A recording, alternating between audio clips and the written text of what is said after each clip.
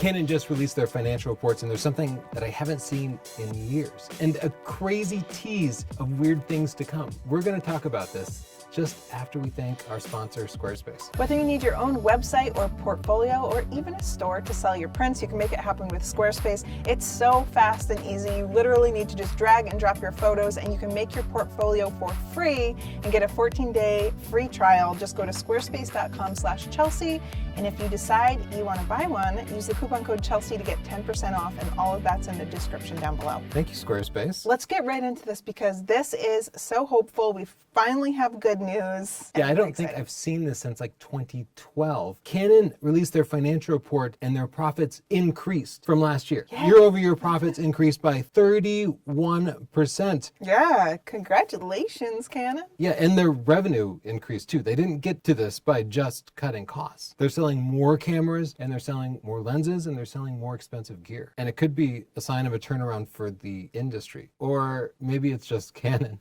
Because we have to ask ourselves, where is this extra spending coming from? Are people spending more, or is Canon pulling away consumers from Olympus, Sony, Right. Fuji, Nikon? Like the market size is probably the same size, but the market share might be shifting to Canon. Yeah. So ask ourselves, why does Canon think this is happening? So Canon actually said in the report, the synergy effect of having competitive camera bodies and expanding our lineup of RF lens, which command high margins, led to an increase in average selling price. So basically they have these brand new cameras. They have a new The R5 and R6. Yeah, the R5 and the R6, which have a new lens mount, and lenses have high profit margins. So people are getting the new camera, they're having to get new lenses, probably multiple lenses, and that's leading to a higher profit. And we've seen this pattern before. It's something that's largely attributed to Hewlett-Packard, HP, the printer manufacturer, where they would sell you a printer for $100 and it would be an amazing deal. And then you would go to refill the ink cartridges and they would cost $80 every couple of weeks. Yeah. It's the printer and ink model where you have a loss leader up front that locks somebody into your infrastructure, and then you get regular recurring revenue from them. And the first time we really saw this done effectively was by Sony. With Sony's early E-mount, they would release camera bodies that were so packed with features at such a low price, it seemed like they were way ahead of the competitors. But then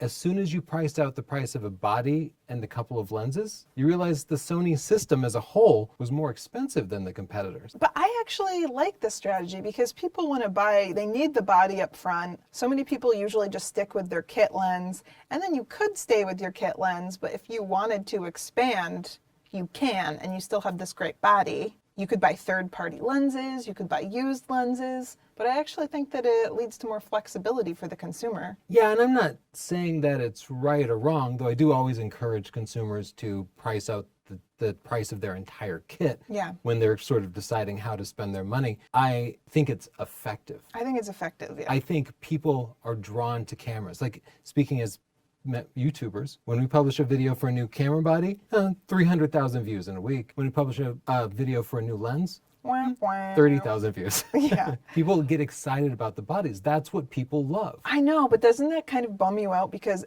lenses are so incredibly important. You can slap a cheap lens on the best body and you're not going to get amazing results. Mm-hmm. So the lens is important, but the body sells. So it makes sense that they would, you know, give them a lower price, get people into their system, and then sell them these super expensive lenses. And clearly it's working because Canon is seeing their profits go up. Other parts of Sony's strategy that Canon seems to be using really just 2020 and 2021 are they're sort of embracing the YouTube news cycle. Yeah. They're teasing things. They're throwing out crazy specs like the 8K video on the R5. Yeah. But then selling the less expensive R6 to people. So they've kind of learned to manipulate the marketing and use the new influencer style marketing that's really driving the entire news cycle. Yeah, they're also just hiring influencers as like sponsors, basically. Yeah, so we have seen this crazy shift from them in just a couple of years. I want to point out that as I look through their financials, they talk a lot about RF,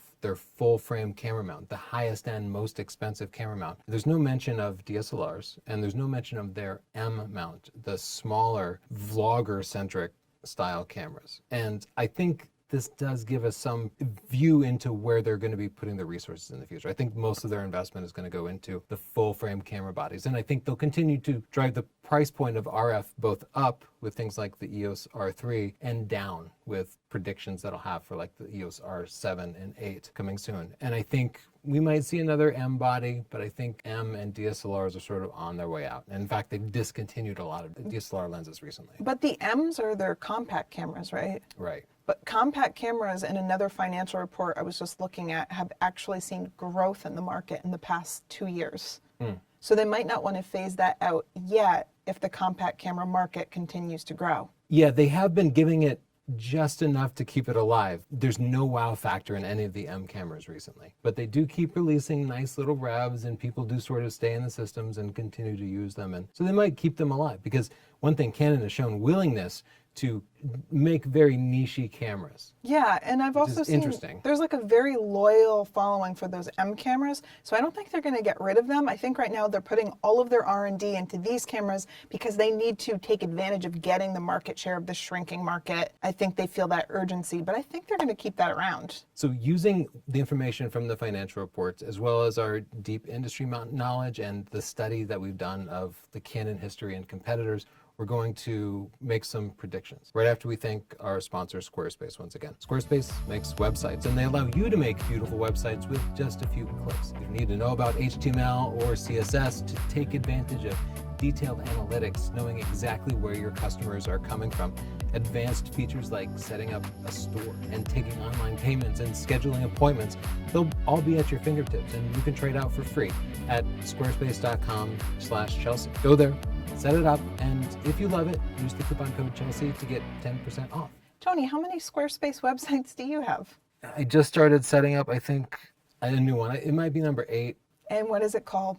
It's called adultingsunday.com. It's not public yet, but I have this thing with my daughter. She's 17, and I'm teaching her an adult skill every Sunday. And we call it Adulting Sunday. But one of her Adulting Sundays is going to be setting up adultingsunday.com, because I wanted to understand the basics of setting up a website. So you see, it's getting circular. Recursion. Let's go over some predictions. And quickly, we already know for sure that the Canon R3 is coming. Canon has made a development announcement about it. This is going to be a full frame camera, I think with 30 frames per second and 50 megapixels, matching the Sony A1, but also giving us eye tracking autofocus, where wherever you look, it'll focus there, as well as a few other features. This seems to be corresponding to the 2021 Summer Olympics, which were delayed. And it's sort of a stopgap, I think, before they release their proper sports camera, the Canon R1. Didn't you have an old camera that had that eye tracking autofocus? Yes, I did. They are bringing this back. I think the last time we saw it was in the Canon EOS 3 in 1998. And so it kind of came out of nowhere. It was ahead of its time. Yeah, it didn't work great then. But It might still be ahead of its time. yeah, they've had more than 20 years to work on it. So I hope it's gotten a little better. I'm also 100% confident that Canon will, in the next couple of years, launch their Canon R1. The 1 series has always been their super large, completely weatherproof sports body for professionals, like professional press. And they haven't yet done it for mirrorless, but the R5 showed that they had most of the technology to get them there. R3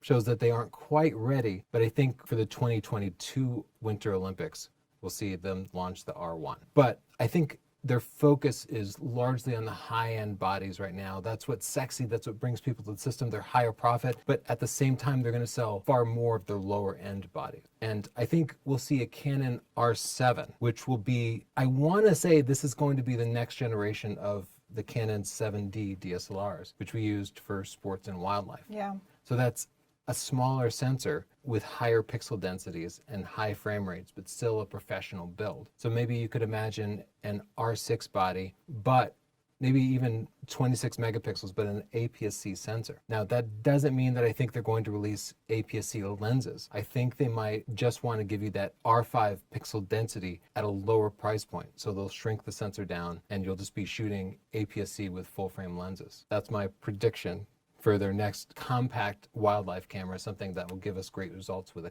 a lower price point. And then I think it's also time for them to revise the Canon EOS RP and R, which are pretty old now and have pretty primitive mirrorless tech. They should take the R5 and R6 focusing systems and put it in a body that's between $1,000 and $1,500. And I think we'll see those as probably an R8 and R9. I never understood why they switched from the Canon RPs, like 2-letter system, over to letter number. Maybe they'll call it an RP Mark II. I don't know. Sometimes the numbering really gets me on these. Like, how do they decide the next name?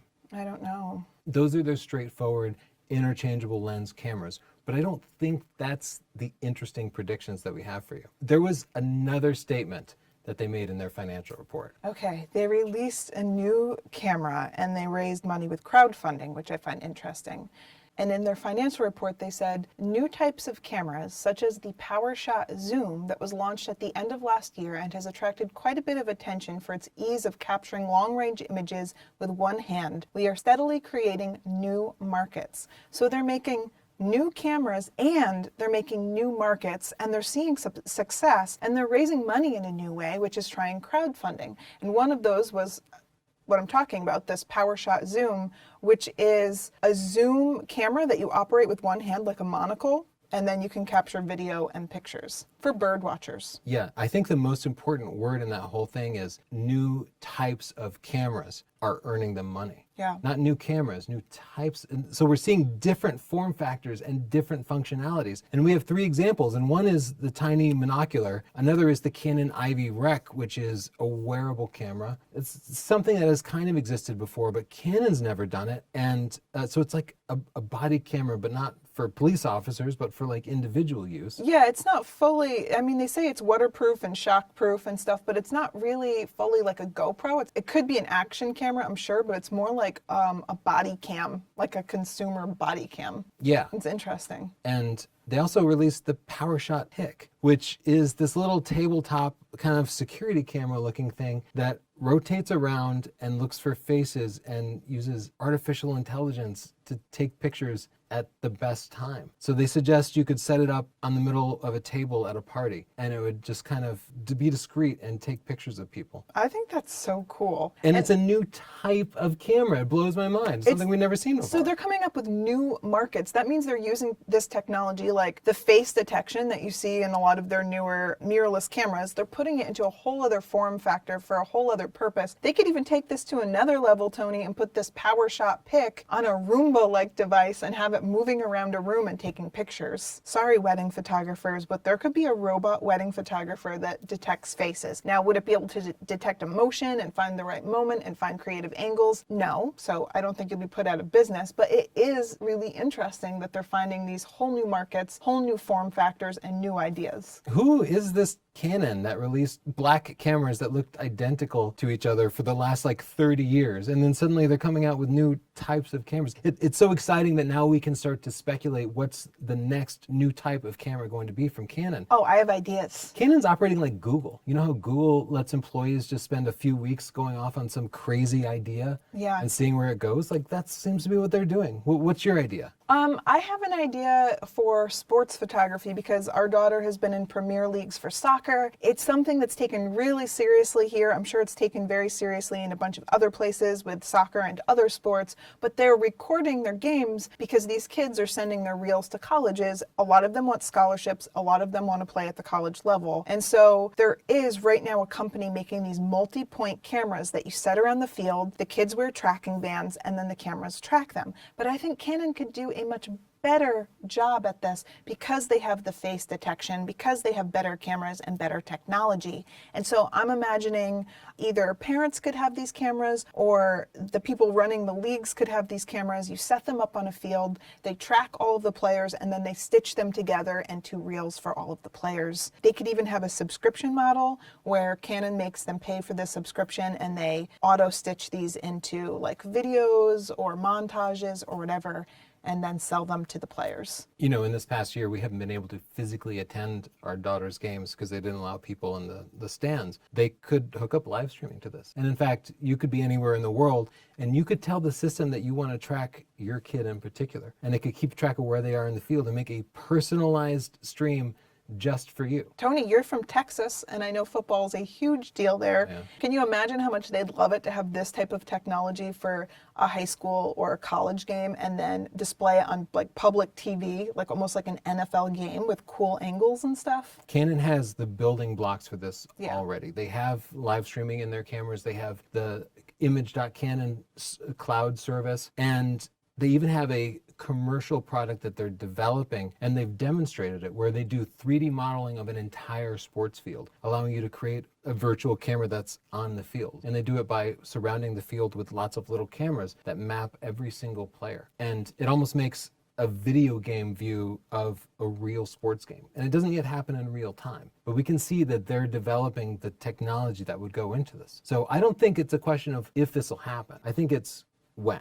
Yeah, like sports in the United States are crazy. If you're not from this country, people put more energy into their kids' sports, into their kids' academics. So this market is definitely profitable. On the topic of sports, one of the top questions we get is, what camera should I buy for my kids' sports games? Yeah. That's because smartphones suck at shooting sport. They don't really have good telephoto lenses right now. It's one of the few things that makes people want to buy a camera. Yeah, and I've had people ask me this many times. I just had my cousin come to me and say, what camera can I get for $500 that will take good family photos, but also good photos and video of my kids' sports games? And I'm like, ooh, man, that's a hard question. Well, right. You asked me and we put our heads together and we came up with no.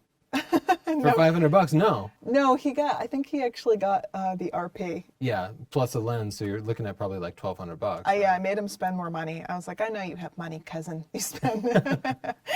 But they could take the concept that they showed in the PowerShot Zoom monocular camera. Yes. That is optimized kind of for wildlife. Like it's 100 to 800 millimeters. For sports, I'd like to be at 50 to 250, and probably a little bit of a wider lens for the people who want to shoot indoor sports, and build in all that fancy face, eye detect, and the higher frame rates from the R5. We know Canon has the technology. They just need to package it together, and I think they will. I would be shocked if we didn't see a monocular sports camera from Canon in the next year. The Canon Sports Monocular. It's happening. Something we've been begging for is a proper mobile operating system in a camera. Yes. Not because we want to get notifications from our cameras, not because we want to make phone calls from our cameras, but just because we want to be able to more easily transfer images between devices, take a picture and share it to Instagram without having to go through a bunch of extra steps. We want the apps. Right. And that means they need to build a camera based on Android. And companies have done this. Samsung has done this. Hasselblad did it. I think several third-party companies have built proper Android-based cameras, but Canon, Sony, none of the big companies have yet to do this. I think Canon is going to be the first, and I think it's going to be a fixed lens PowerShot camera. It's going to be a very stripped down and simplified version of Android, and I think this is going to be them putting their toe in the water, trying it out with consumers, polishing it, because it's probably going to take them a couple of years to get it refined to the point where it will be ready and reliable for professional bodies. So I think starting out with a consumer camera and one of their sort of crowdsourced projects, I think that's a perfect way to launch first Android-based. That's a real tough camera. one. That's a tough one. I hope to see it. And then also we had the idea of kind of pulling from their body cam that they had, doing a live stream body cam. So instead of just from a recreational standpoint, also considering safety, because there are so many things we do where we're concerned about our safety, like hiking. You could get assaulted or you could get lost, and it'd be great to have a body cam where you could send a live stream to a loved one or to your social media platform. And it could be helpful for multiple reasons. I know that there was just a story about a guy that was lost in a national park. He was able to upload a picture to the internet, and another person who had been there recognized the location and was able to tell rescue people, and they went and got him. And so how cool would it be if you were lost and you could send a live stream out and people could find you or help you? Maybe it could even be used for people who are unable to help themselves. Let's say I'm mountain biking and I hit a tree and I'm knocked unconscious. Yeah. If you don't hear from me for a certain amount of time, you might be able to send an emergency where you could pull the footage and location. Like perhaps you trust loved ones with the ability to access this camera, but before they do, to provide privacy, it will like beep and flash. Yeah. And if you don't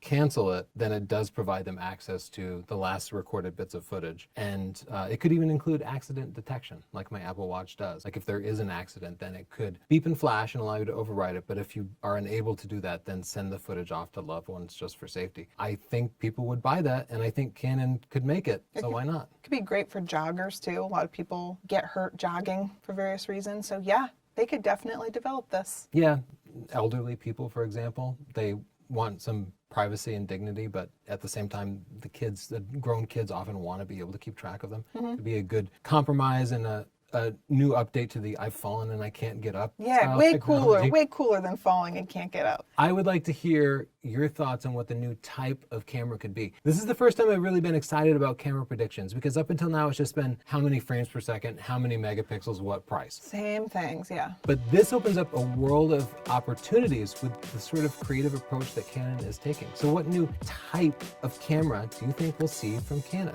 Would you like the selfie cam on a Roomba? If so, contact me. I can probably hack something together for you. It would get stuck under the table in about 12 seconds. It would be all just looking up at people. Yeah. Yeah. And thank you to our sponsor, Squarespace. No matter what type of website you need, go to squarespace.com/Chelsea. Browse through their beautiful templates. Pick one that matches the style of you or your business. Drop some pictures in, some words about yourselves, and you'll be surprised, but I bet you're really going to be impressed. When you love it, use the coupon code Chelsea and get 10% off. Thanks, Squarespace. See you next time.